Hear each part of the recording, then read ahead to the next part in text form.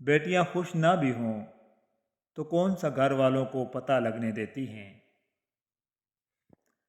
روک لیتا ہے بلاؤں کو وہ اپنے اوپر، ماں کا آنچل مجھے جبریل کا پر لگتا ہے۔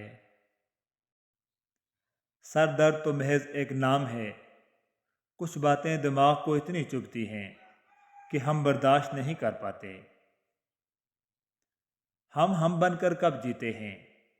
ہمیں دوسروں کے پاس موجود نعمتیں چاہیے لیکن ان کی تکلیفیں نہیں، ان کے سکھ دکھائی دیتے ہیں لیکن ان کے مصائب اور مشکلیں نہیں۔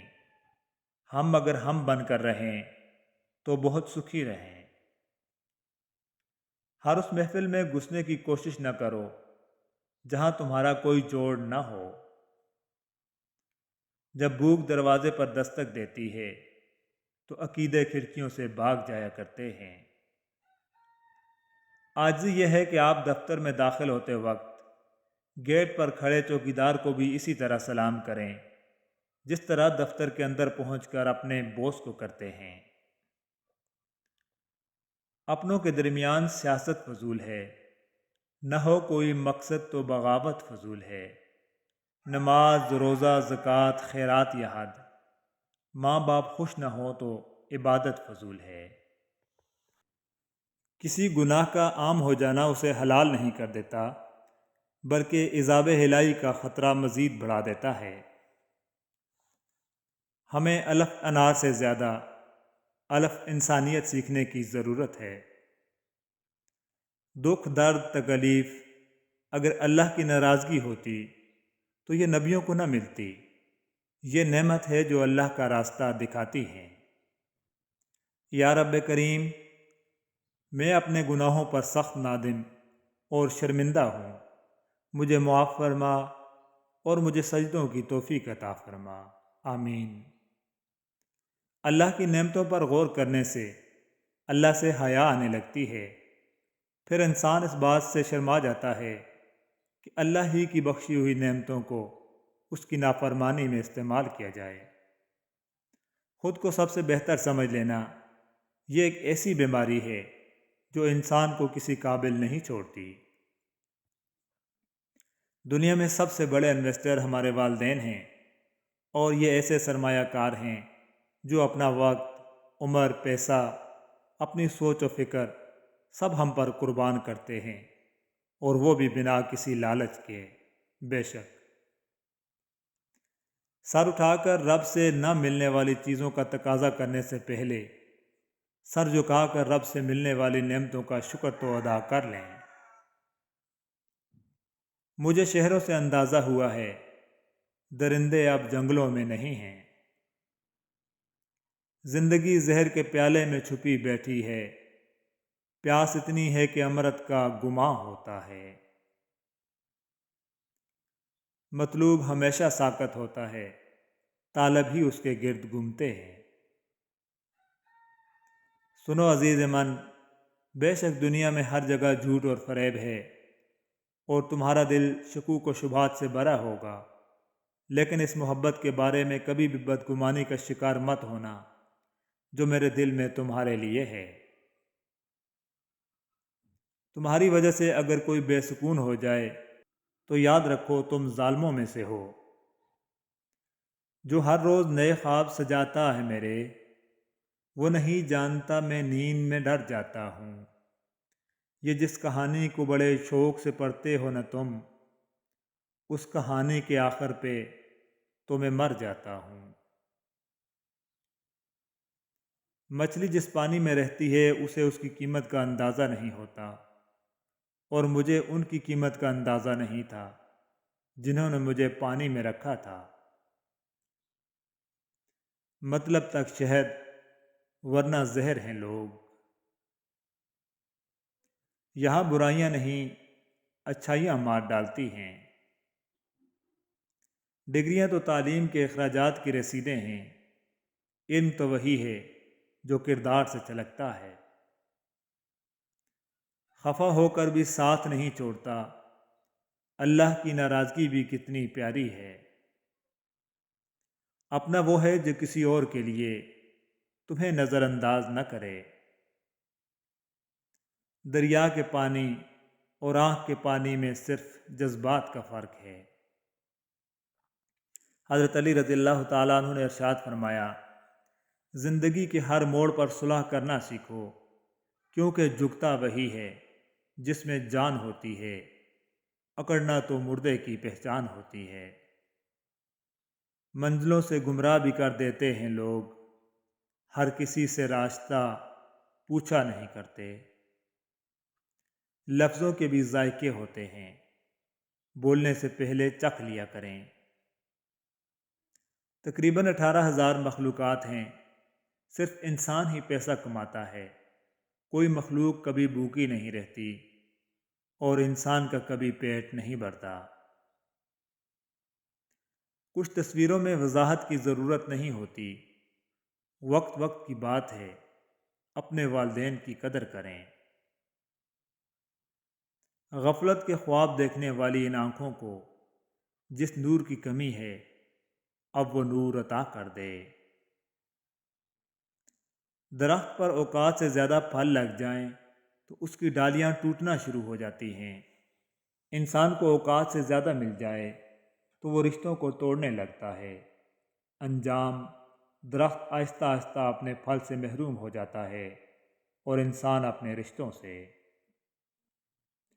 جو باپ کی قدر کرتا ہے وہ کبھی غریب نہیں ہوتا، اور جو ماں کی قدر کرتا ہے وہ کبھی بد نصیب نہیں ہوتا۔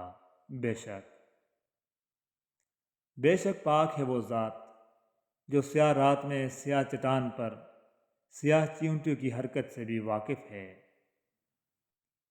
دکھ انسان کو یا تو ریت کی دیوار کی طرح ڈھا دیتا ہے یا چٹان کی طرح کھردرا اور سخت بنا دیتا ہے۔